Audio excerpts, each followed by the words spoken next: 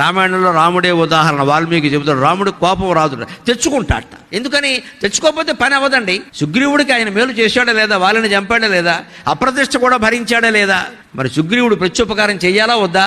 వాడు వెళ్ళి శుభ్రంగా ఆవిడెవరు రుమన కాదు, తారను కూడా పెట్టుకుని సమస్త భోగాలు అనుభవిస్తూ 4 నెలల పాటు రాముడిని పట్టించుకోరా, మండదా?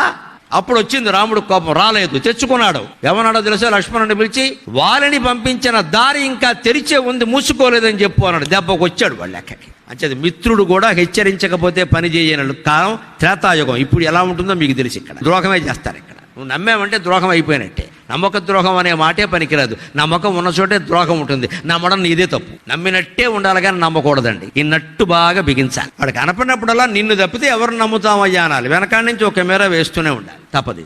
ఇంట్లో వాళ్ళ విషయంలోనే తప్పదు, బయట వాళ్ళ విషయం చెప్పక్కర్లా. ఎవడు ఎప్పుడు ఎలా ఆలోచిస్తాడో, ఎవడు ఎప్పుడు ఏ రకంగా కొంప ముంచేస్తాడో